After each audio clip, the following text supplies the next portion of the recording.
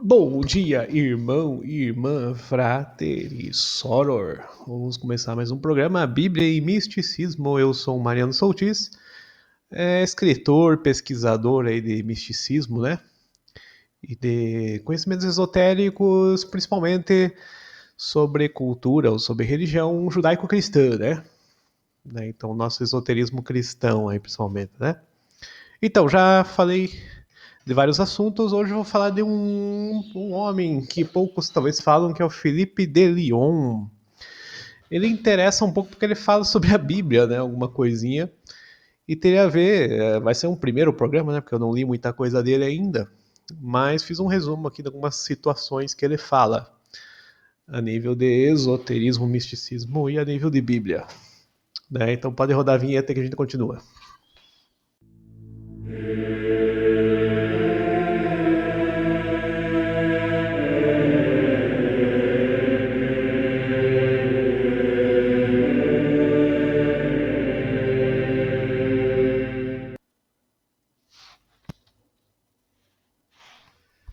Então, pessoal, esse Felipe de Lyon, ele foi muito estudado, muito, na verdade, ele era um praticante de cura, né? Era um curandeiro, né?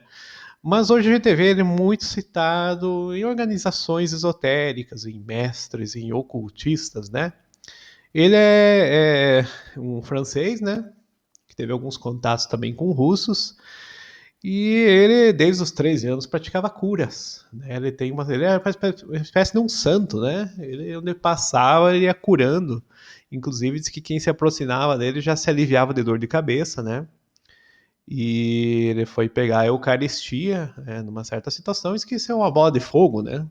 Então, sim, várias situações assim com ele, que ele, inclusive, ele se tornou de doutor, né? Se tornou um médico aí só, como se fosse uma profissão no sentido de honra, né? Até porque ele praticava essas curas mesmo, né?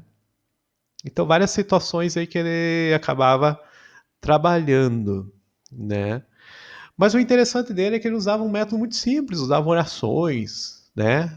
Pai Nosso, coisas simples do nossa situação cristã, e operava esses milagres, né? Essas curas, né? Fazia aparecer coisas, ele tinha contato com o mundo, um submundo, né? Como alguém falou lá numa certa situação, né? Então ele aí é muito interessante por causa disso, né? Então ele tem um conhecimento e uma prática incrível dessa doutrina cristã esotérica mesmo, né?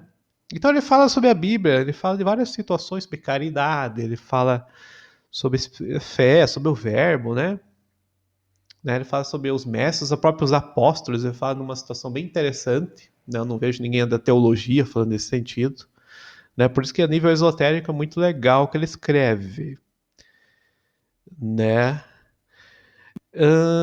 Começar com uma coisa mais simples que a caridade. Eles que fazer a caridade que fazer sobre a sombra, né? Então você não pode aparecer fazendo caridade, né? Hoje a gente vê, por exemplo, até mesmo igrejas, pastores, né? Às vezes fazendo alguma obra e fazendo uma baita propaganda disso, né? Porque minha igreja faz isso, faz aquilo, né? Até para justificar uma cobrança aí de dízimo, de oferta, né? E outras situações que é meio estranho, meio confuso, né? Tem aquela situação da mão direita não saber o que a mão esquerda faz, né? E outros ensinamentos que Jesus, né, nosso mestre maior, ensinou. Então, a caridade, o amor ao próximo e várias situações, elas não são para fazer propaganda nem marketing, né, pessoal? Hoje em dia existe um marketing da fé. É, então, ele fala que a esperança e a fé nada são sem a caridade, né? A caridade aí é um problema teológico porque é uma tradução, né, da Bíblia que era para ser amor, né? E caritas acabou sendo uma palavra aí que, talvez no latim, né, se tornou mais próxima, mais praticável nesse amor ao próximo, né? O que é interessante aí que sendo amor ou sendo caridade, ele diz que nada são sem a fé, né? Nada é sem ela. Então hoje a fé, você tem doutrinas protestantes, ela ganha muita importância, né? Mas a gente vê que sem obras ou sem a situação de uma prática mesmo, né? Não vai adiantar muito, né? Ficar com a Bíblia embaixo do braço e você não ama o próximo, você não ajuda o samaritano que nem Jesus fez, você não ajuda os leprosos, você não cura os enfermos, você não... Né? Isso é um cristianismo meio vazio, né? Então o cristianismo tem que ter uma prática, e claro que esse pessoal que diz da fé também, claro que também fazem a obra, né? Isso aí virou mais uma doutrina teológica aí de Calvino e Lutero, né? Mas na prática a gente vê que todo mundo faz o amor ao próximo, sim. Né? Isso virou mais só questão teórica, teológica, né? Sobre os apóstolos, eles falam que eles pertencem ao mundo divino, né? E não ao nosso mundo. Então ele dá uma grande importância a esses apóstolos, inclusive a Judas, né? Ele fala assim, que ele seria maior que nós até. Mesmo traindo, mesmo aquela situação do Judas, ainda é maior que muitas pessoas. E é verdade, os apóstolos eles foram escolhidos ali por Jesus, né? E tem muita importância. Para uma obra não só do tempo de Jesus, mas de todos os tempos, incluindo a sucessão apostólica, claro, né? Incluindo as igrejas. Principalmente a católica e outras que têm sucessão. Até gnóstica tem sucessão apostólica, né? E isso é muito importante, né? Muito importante. Então, e claro, eles são mestres, eles são homens da grande fraternidade branca, né? Os apóstolos eles tinham uma obra ali importantíssima junto a Jesus, né? Não estavam à altura de Jesus, claro, mas eles eram mensageiros, eles eram trabalhadores de Cristo, discípulos primeiros, né?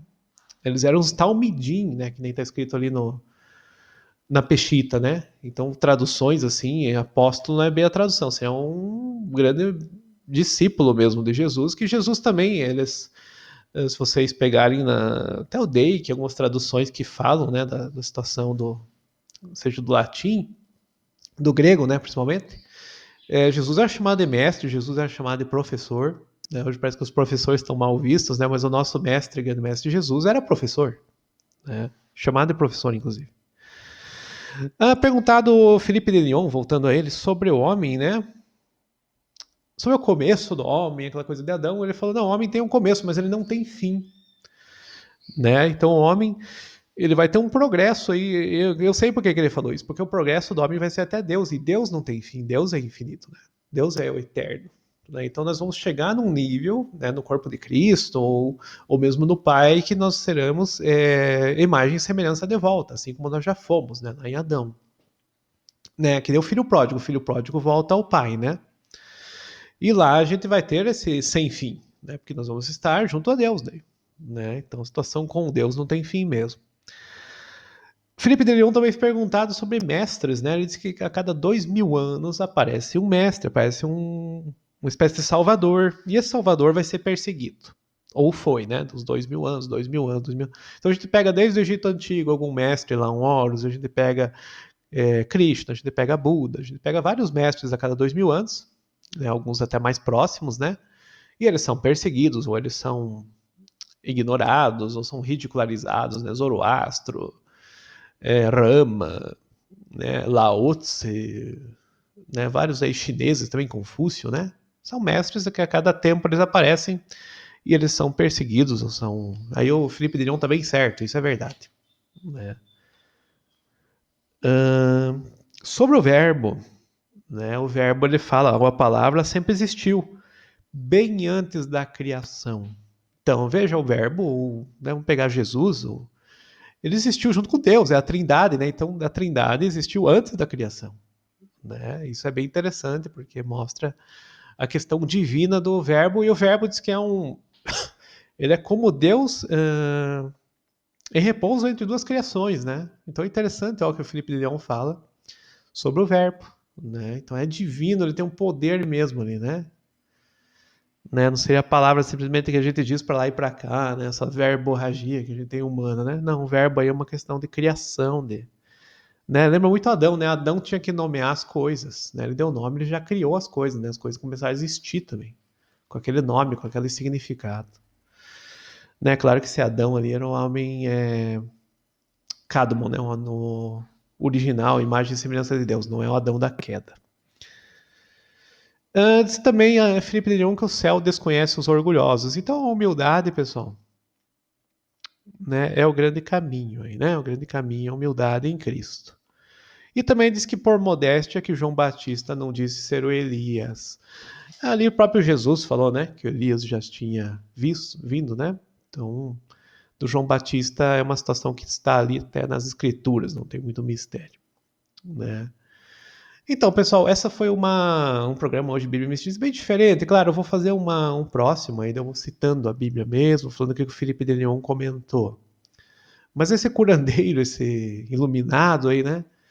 Ele nos deixou, apesar de todo esse milagre, esse poder dele, ele tinha um grande apreço pela Bíblia, né? Pelo cristianismo, por Jesus, né? Também, então não era por si mesmo nem pelo ego, né?